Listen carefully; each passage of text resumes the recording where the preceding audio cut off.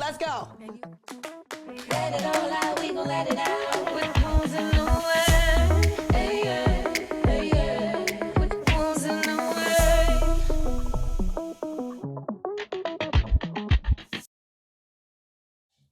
Hey guys, welcome to Wounds in the Way with your girl April, and this is my co-host Melissa.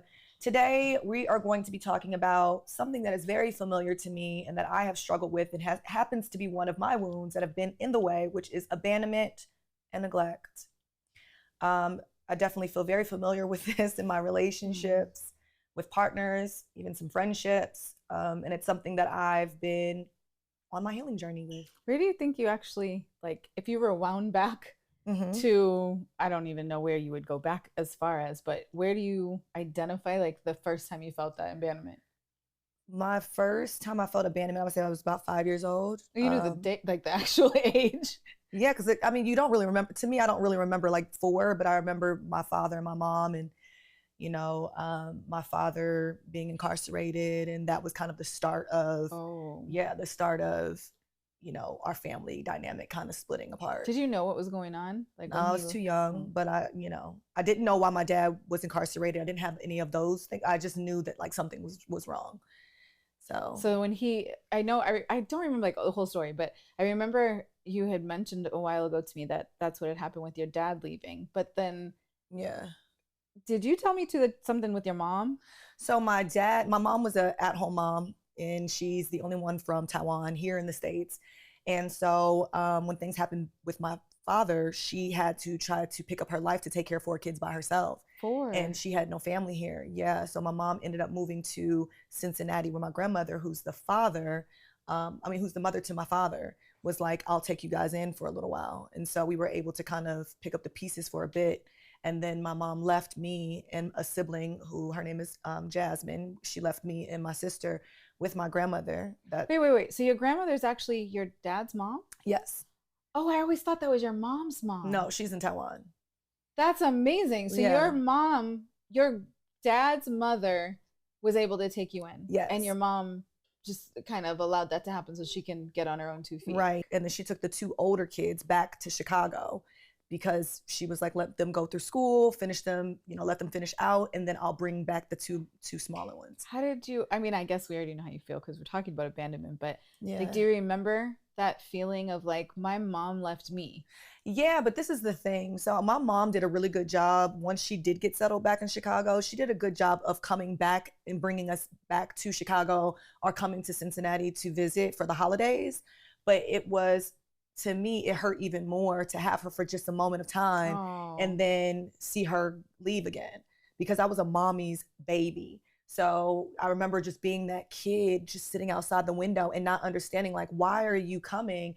Why are you leaving? What is going on? Where is my dad? Why is my mom? Why doesn't my mom want to stay? And no one was saying anything to me because people were trying to protect me, they thought, but it was making things worse for me because I had to try to sort those emotions out alone. All by yourself. Yeah, as a little girl. So I definitely felt abandoned, and I felt like no one wanted me. And it starts with your parents, So it's like, if you feel like your mom and your dad are leaving you, like, what else do you have to hold on to? It's crazy because I feel like a lot of times, and this is why abandonment, the topic in general, really is a wound that so many times can get in the way of progressing in relationships. Because a lot of times, whatever it is that we've experienced that hurts the most, that's like the biggest trauma or the biggest thing that we're afraid of because we've already felt the pain of it, we don't want to experience it again, we will project that into another relationship or like exemplify it or highlight it in relationships that we start to connect to on our own, outside of the ones we couldn't control. Like, we can't control who our mom is or who our dad is or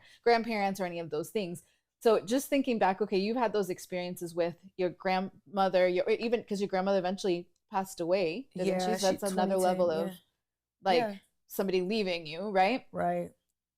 Has there been any actual experiences of abandonment that you've experienced in your own personal relationships, like with other people? Yes, like even for me, I mean, one of those happened to be with the father of my kids, I feel like that was a really trying time. We were young, you know what I mean? I feel like, both of us were new at having obviously children, and I was going through postpartum with my daughter, and I feel like he was trying to figure out his life dynamic with his mom and his family, and I was trying to sort through my feelings with postpartum. And I think it was something he didn't know how to really, he didn't have the tools, and he didn't know how to sort that out to be there and provide and support for me emotionally. And so I felt alone. I felt neglected. I felt like I need your support. I need help. And he just didn't know how to give that to me. And that's not a blame. I think that sometimes I can't be mad at him, because at the end of the day, maybe he didn't have the tools on how to show up for someone who was abandoned. And so, that's also another case scenario. But I definitely felt like I didn't have anyone. I don't have any family here. I don't have any cousins in LA or anything like that. His family essentially was my family. And he was my family. So it was difficult to have the closest person in your proximity feel so far away when you needed them the most. Already experienced abandonment. Exactly. How long were you guys together? So it was a trigger for me. That makes sense. We were together for like 4.5 years. So in 4.5 years, you guys lived together. We did. Yeah. So and then you had kids together. Right. So now you're like starting a life. I don't know that you've ever actually talked about this. Have you actually? I mean, no. I've heard you say sometimes like, he left me. Like, this was not, I'm just going to be clear. Yeah. It did become mutual at some point. Yeah. But at the beginning, he had made the decision to, I don't know. Well, he will say, I left him. Or something like that. He would say, I left him. But my thing is that if you're saying to someone that you need a break, to me, that's already, you've checked out, right? Whereas when he said that and he couldn't really give to me what I felt like I needed communicatively, I decided to pack my bags up. Wait, what does that look like? Someone just comes over to you and say, I need a break. Right. Oh, I don't know what that looks like. You're serious? Oh, yeah. Oh, I don't know. Okay. I don't know what that looks like. That's really what happened? Yeah, I need a break. And for me, it was like, okay, trying. I'm so sorry. Hold on. I'm sorry. I don't understand this. I'm just asking you, because you had just had the 2 babies at the time. May was 2 months. And then, okay, so the father of the babies that you're living and staying with, and you're thinking you're going to now develop a family, maintain, like this process, right, of growing together, comes back and says, hey, I just need a break. Right. And you didn't, I'm sure you did, but did you actually ask like why or what? Well, what can I do to support you? Why? It wasn't really, I still don't know really to this day. Because he never really elaborated. It was just like, I need a break. But then a month goes by and I'm like, okay, at this point, I can't continue to play house if I'm not comfortable. I just had another baby. Like, this doesn't feel good for me, and I've got a daughter now to raise, and I would be damned if I ever had her come to me saying that she was going through the feelings that I was actually experiencing at that time. And so I decided to pack up and leave. And that was when the conversation was, well, I wasn't doing this for you to go, but it was like, well, what were you doing to keep me? Wow. You weren't doing anything to have me stay. And so that's when I just decided that it was best for me to move on. And so I think that he would say I left, but I would say he had already checked out by saying like, you needed that break. So I see. Yeah. I could see both sides. I see what you're saying. And it was saying. the best thing that he could have done for the both of us. Granted at the time you're like, why? But like, you see the bigger picture later on down the road. Wait, why do you say that now? Because we just weren't meant for each other. Like, I feel like, sometimes, especially when you're younger, you just love people, but we don't have the same communication skills. So you think if he didn't come home that day and say, I need space, that you guys would have just made it work? Or do you feel like eventually this was going to happen? I think that we were going to eventually go our separate ways. I see. Yeah. So it's just like, it's kind of cool. That's why you say it's the best thing he could have did. Because it's cool that it happened when it did. So you could kind of move on from there. Yeah. But that doesn't stop the feelings of neglect and abandonment that you felt. And that's what I'm saying. So I'm going to be non-biased here and say, I can see his side of saying like, I never told you to leave. I just said I needed some space. But this isn't my question though. I'm just wondering, because a lot of the guys will say this, I just need some space. But he still was coming home. Didn't expect you to move, because you just said he didn't expect that you were going to move. So what was it that was being expected? Like, what were the changes? Like, did you see him taking space? Like, what did space look like? Don't talk to me. You stay on your side of the room. I'll stay on. What does that look like? It's really weird, because I feel like at that moment, because I had Ame and she was crying, and I slept in the room with just her and he would sleep with Mega. But it was kind of like him not coming home as frequent, or staying out a little bit more. really, we not really communicating the way that we used to. It was like the friendship was dwindling. So Which is what we started off with, which was like really weird. that's what held you So together. yeah, and I was just Yeah. like, oh, I'm losing my friend. That's what it felt like. So that makes sense. I'm only asking that because I feel like a lot of times, and I'm not saying he did this because I actually Yeah. don't know, but yeah, like somebody might say I need some space, and it's almost like, man, I'm missing something out there.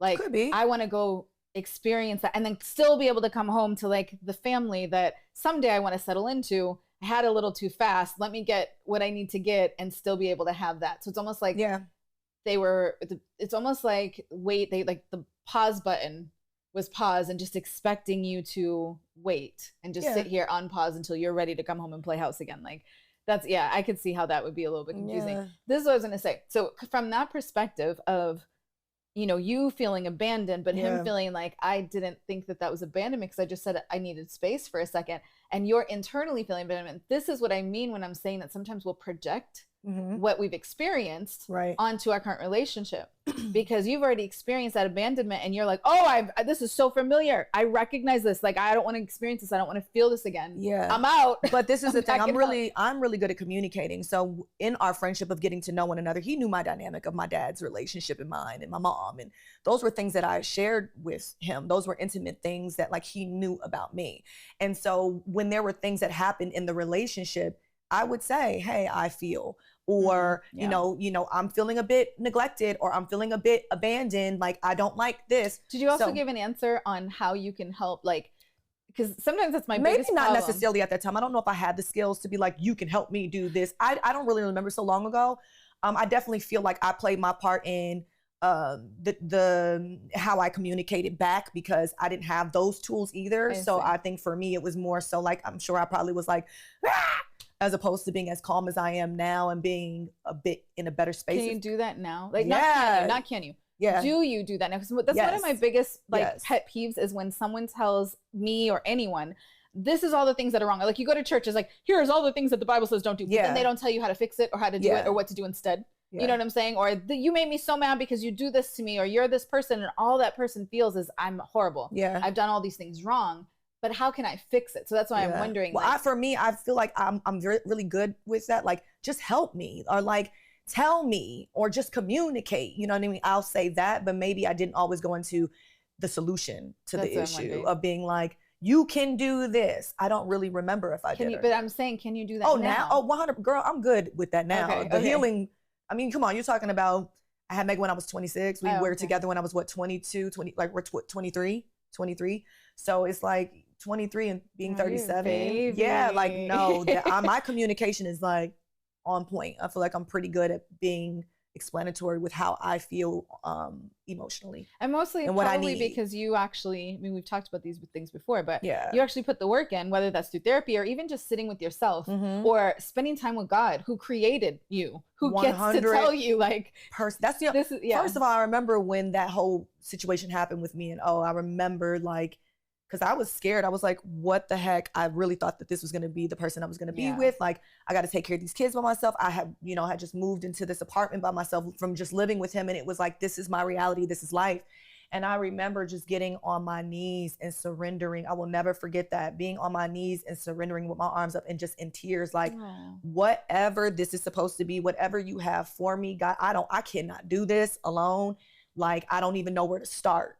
Please, I don't want to cry or shed another tear over this person. I just want to be able to put the energy and the effort into raising these babies. I've got to be strong. And then, I went and started working back at Watts Hospital remember down at MLK, I think it was called MLK, Martin Luther King Hospital in Watts. And, went back with my radiation science degree and was like, no, like, it was like my strength was coming back. You got kids to provide for, you know what I mean? I was breastfeeding. I was malnourished at the time. I was doing all the things, you know what I mean? Without having any sort of support, like the support that I felt like I needed. Yeah. So, and that was all to me, God. I mean, when I look back on it, I'm like, I don't know how I pushed through. Okay. No, it was definitely God. Yeah. This is I think that's a huge, well, first of all, it's a huge wound, but it's Yeah. also a really big I don't know what the topic that Mhm. so many people experience, and that I think sometimes I don't even want to talk about it Yeah, or it's hard to face admit like I've been abandoned and it Yeah. affected me and it Yeah. hurt me. I know even for me, like in my first marriage, just feeling like I was abandoned. And now there's so many different reasons for the abandonment and all the, things Yeah. that led up to that. But I remember literally feeling like I'm obviously not good enough to stay with. I got to fix all these things. And then that's when like the self-sabotage comes in because Yes. you don't understand your self-worth because you're so used to whatever it was that the other people were telling you why you're so bad and why I can't Yeah. stay. Or why they didn't say anything at all, and you were just right back trying to figure it out. You're back On your in own. that space Yeah, again. by yourself, right? And all those things. And I know that even now in my current marriage, it's wonderful because we do communicate much better. I'm very specific on communicating and words. Yeah. And whenever he felt like he didn't have the vocabulary or the words yet to communicate to me, he would back away and he would leave. Now, he's leaving because he needs to go find the words. And he needs to sit with himself and determine how he's feeling. He's leaving because he doesn't want to just get angry and blow up. But I take that as You're walking away. Yes. I'm like, oh my God, he's leaving. He's walking away. Like Yeah. at the beginning, I'm like, I hate that. I can't sit and come back. No, Yeah. we're going to get through this. We're going to figure this out because I'm not going to be in another failed marriage. Right. And to me, walking away, leaving outside the house meant you're abandoning me. Yeah. But for him, it was, I just need some space. Yeah. Right. And I know those are two different types of spaces Yeah. probably that we experienced. Break in space. Yeah, very different situation for sure. But he just needed, and later on, I we would discuss this and he would explain it, but it didn't feel any less abandonment, I didn't feel any less abandoned. Yeah. Just because he left saying, I just need some space to think. I was still sitting there like, you're not in my physical space. You're not here to work it out with me. Well, how did you go about communicating that to him? I didn't do a good job at all. I was like emotional basket case with it for a long time. And it was a lot of like headbutting back and forth until we finally were able to sit down. I had to do some internal soul searching. Why am I feeling like this? He literally came back in the house. He's not gone. Yeah. He didn't pack his bags. Like, why do I feel like this? And honestly, the Lord really did start to reveal to me that there were a lot of pieces in my own self that I didn't look at, and I was blaming everyone else for everything else. And as soon as I could sit back and say, oh, wait a second, he actually didn't do that. That's a trigger from my abandoned past circumstance, right? And I'm projecting that on him, and it's not what he's doing. He really does just need a minute. He was, take a beat. I just need a beat. Like, hold on a second. So now the cool thing is I find myself a lot more calm, cool, and collective. He needs to leave. I'll be like, okay. Our therapist helped us with this. He said, set a plan. If you're going to walk out the house, make sure that you verbalize this. And like you said, it's all about communication. 100%. I am leaving right this minute. I cannot talk about this. And as a matter of fact, I might not be ready to talk about this for a few days. So on Saturday, let's sit down and have this conversation. Yeah, let's circle back. But with a timestamp, because I'm not like, because sometimes, because we tried this before without the timestamp, and he'll be like, I will have to talk about this at a different time. And a different then it's time like, never came up. But it never came. I had to keep asking. That's what I'm saying, but yes, like, and then that gets you more mad. And then you get into another argument about something, and then you forget what you're fighting for in the first place. So it was really important to sit back and understand that take a beat really did mean I just need to think through some stuff. I don't process the way you do. I talk really fast. Me too. As you can see, very fast. Both of us. so, and he's not. He processes very slow. And for the purpose that he doesn't want to, he wants to make sure that he's clearly communicating. Yeah, like mindful of what he's saying. Very much. So I think that understanding the difference between someone really abandoning you with a malicious intention of hurting you. Right. I hate you. I'm going to leave you here by yourself so you can feel what that feels like, because you don't belong. You don't deserve to have company. Yeah. Versus, I don't really know how to do this right now. I need to step out for a second. Right. And then stepping back. And like you said, I love that you gave that for Omarion, you gave that grace, and you said, looking back on it now, he might not have even known how to do it. He might not have had that information on how to communicate or what to say. And all he knew to say, the only words he knew to form together was, I just need a break. Yeah. You know what I mean? But, and then it turned into this, to all of these other things. That's what happened. I'm actually really proud of you, because I think there's so much speculation that has come So many people that thought it was like a really bad breakup and you guys hated each other, or you Yeah. cheated or he cheated or there was another thing. Well, it But got bad later, later. later. But that Yeah. wasn't the initial reason why. Like it wasn't No. necessarily infidelity or some type of Oh cheating no, or it was anything never like that. It was never that. But I think, yeah, I think me deciding to leave was like, oh snap. Like, Do you think that now, today, the yeah, you sitting in this chair right now has still those potential triggers of abandonment? I think they'll always be Yeah. there.